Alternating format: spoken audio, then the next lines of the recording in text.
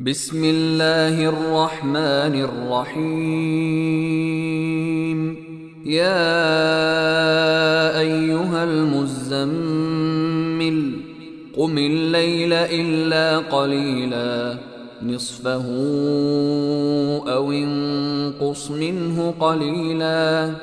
أو زد عليه ورتل القرآن ترتيلا إنا سنلقي عليك قولا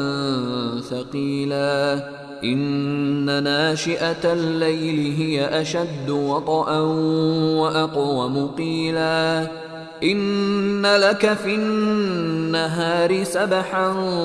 طويلا واذكر اسم ربك وتبتل إليه تبتيلا رب المشرق والمغرب لا إله إلا هو فاتخذه وكيلا واصبر على ما يقولون واهجرهم هجرا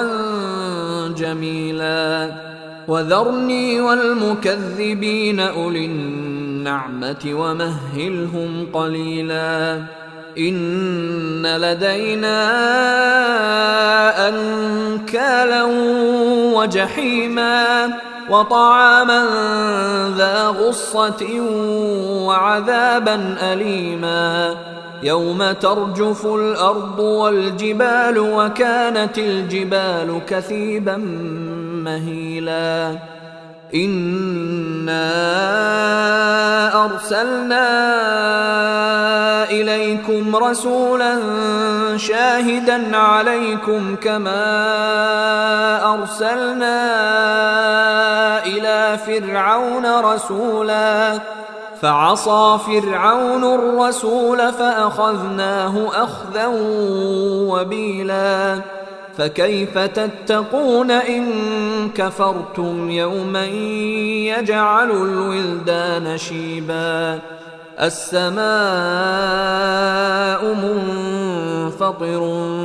به كان وعده مفعولا إن هذه تذكرة فمن شاء اتخذ إلى ربه سبيلا إن ربك يعلم أنك تقوم أدنى من ثلثي الليل ونصفه وثلثه وطائفة من الذين معك والله يقدر الليل والنهار علم أن لن تحصوه فتاب عليكم فاقرؤوا ما تيسر من القرآن علم أن سيكون منكم مرضى وآخرون يضربون في الأرض يبتغون من فضل الله وآخرون يقاتلون في سبيل الله فاقرؤوا ما تيسر منه وأقيموا الصلاة وآتوا الزكاة وأقرضوا الله قرضا حسنا وما تقدموا لأنفسكم من خير تجدوه عند الله هو خيرا وأعظم أجرا واستغفروا الله إن الله غفور رحيم.